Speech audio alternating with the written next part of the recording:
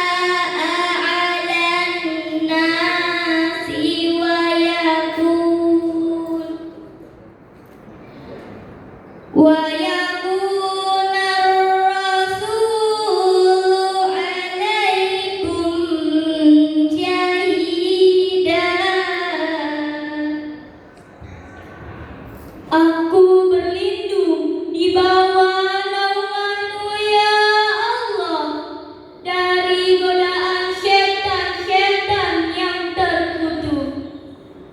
Dengan menyebut nama Allah yang Maha Pengasih lagi Maha Penyayang. Dan demikianlah kami telah jadikan kamu umat yang wasat, agar kamu menjadi saksi atas manusia, dan agar Rasul menjadi saksi atas perbuatanmu. Ayat ini menegaskan bahwa umat Islam dituntut untuk seimbang, tidak menolak kemajuan, tidak pula kehilangan jati diri. Globalisasi bukan untuk ditakuti, tetapi dihadapi dengan spirit Qurani. Hadirin yang berbahagia, spirit Qurani yang pertama adalah iman yang kokoh. Di tengah derasnya arus informasi dan gaya hidup yang berlebihan, Al-Quran mengajarkan kita untuk selalu menautkan hati kepada Allah. Sebab tanpa iman, kemajuan hanya akan melahirkan kehampaan. Spirit kedua adalah akhlak yang mulia. Globalisasi seringkali mengaburkan batas benar dan salah. Di dalam Al-Quran surat Al-Qalam ayat 4 yang berbunyi, Bismillahirrahmanirrahim.